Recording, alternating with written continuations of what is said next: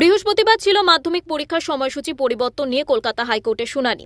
এদিন শুনানির পর আসন্ন মাধ্যমিক পরীক্ষা নিয়ে রাজ্য নির্ধারিত সময়সূচি হস্তক্ষেপ করল না কলকাতা হাইকোর্ট। সময়সূচি পরিবর্তনের ভার রাজ্যের ওপরেই ছাড়লেন বিচারপতি বিশ্বজিৎ বসু। যদিও সময় পরিবর্তন নিয়ে রাজ্যের যুক্তিতে খুশি নন বিচারপতি বিশ্বজিৎ বসু, কিন্তু এই সময় হস্তক্ষেপ করলে পরীক্ষার্থীরা সমস্যায় পড়তে পারে বলেই আদালত কোনো নির্দেশ দিচ্ছে না বলে জানিয়ে দিল আদালত। এদিন বিচারপতি বসু বলেন, 12টার সময় পরিবর্তন করে 9:45 হওয়া সঠিক কারণ জানানো হয়নি, শুধু প্রশাসনিক কারণের কথা বলা হয়েছে। সময় পরিবর্তন যেমন যুক্তিযুক্ত নয়, তেমন এখন আবার এটা পরিবর্তন করতে বললে সেটা নতুন করে সমস্যা সৃষ্টি করবে, তাতে আরো বিভ্রান্তি বাড়তে পারে পরীক্ষার্থীদের। রাজ্য জানায়, নতুন করে 30শে জানুয়ারি থেকে একটি কন্ট্রোল রুম খোলা হবে। এখন প্রতি জেলায় ডিএম, এসডিও এবং এসআই অফিসে কন্ট্রোল রুম খোলা আছে। বিচারপতি বিশ্বজিৎ বসু জানায়, কন্ট্রোল রুমের ব্যাপারটা বিজ্ঞাপন করে জানাতে হবে। কিন্তু কেন হঠাৎ পরীক্ষা শুরুর 15 দিন আগে এই সময় পরিবর্তন জানতে চান বিচারপতি বসু।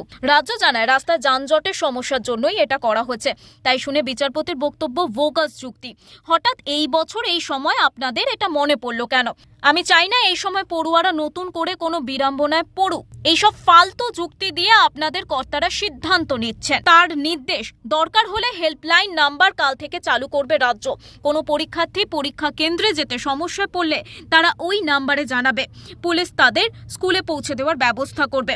দায়িত্ব জ্ঞানহীনভাবে এইসব করা হচ্ছে, এটাকে কোনোভাবে সমর্থন করা যায় না। রাজ্যকে তিরস্কার বিচারপতি বিশ্বজিৎ বসুর।